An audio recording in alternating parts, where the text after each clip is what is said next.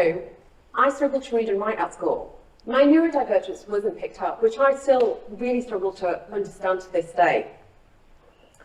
I have managed to triumph in spite of the education system not understanding it. I was punished throughout my education because of it.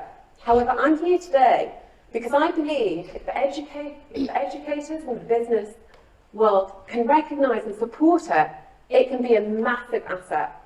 I came from very humble beginnings. The child of Pakistani immigrants, we were incredibly poor. However, I really struggled in school. And even though I didn't know how to read, English was always one of my favourite subjects at school.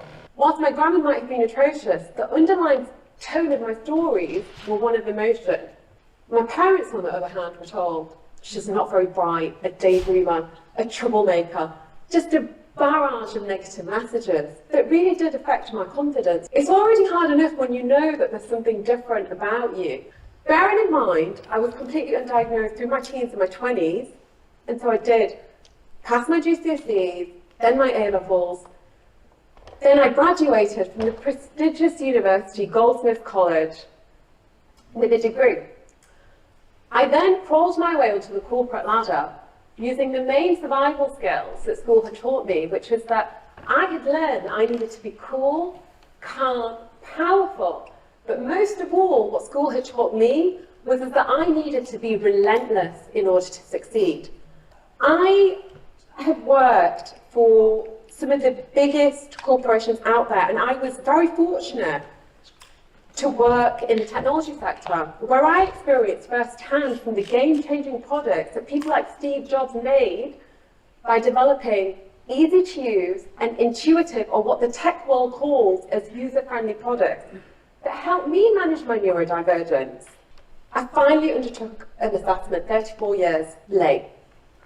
I had ADHD, a memory problem, dyslexia, dyspraxia, but when I got that diagnosis, the overriding emotion for me was one of sheer relief, because it all started to make sense. I started to make sense. I can process information and absorb concepts fast. I do things at speed, and I have unbridled creativity, and because my style is unorthodox, I come up with very unconventional solutions. There are thousands, maybe tens of thousands of children and adults who have suffered and are suffering as I have, and it's time for us to stop it.